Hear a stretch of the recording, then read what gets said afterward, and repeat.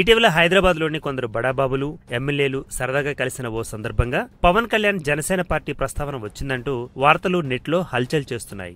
ఇటీవల పవన్ కళ్యాణ్ రాజకీయంగా బాగా చైతన్యవంతం అవుతున్న నేపథ్యంలో ఈ బడాబాబులు చేసిన కామెంట్స్ చాలా కీలకంగా మారాయి. ఓ తెలంగాణ ఎమ్మెల్యే మాట్లాడుతూ పవన్ సంగతేమిటి అని ప్రస్తావించగా 99% పవన్ సోలోగా పోటీ చేయరని, చంద్రబాబు ఎట్టి పరిస్థితుల్లోనూ పవన్ ను చేయి దాటిపోనివ్వరని, దానికి కావలసిన ఏర్పాట్లు ఇప్పటికే జరిగిపోయాయని కొందరు అభిప్రాయపడినట్టు తెలుస్తోంది. పవన్ రానున్న ఎన్నికల్లో పోటీ చేస్తే ప్రధాన పార్టీగా టీడీపీయే అపోజిట్ లో ఉంటుందన్నది తెలిసిందే.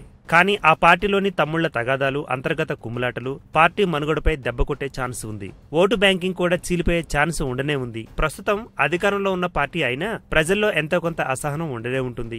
ఈ సమస్యలు టీడీపీకి పక్కలో బల్లెంలా తయారవుతాయి. ఇక రెండవ పార్టీ వైఎస్ఆర్సీపీ.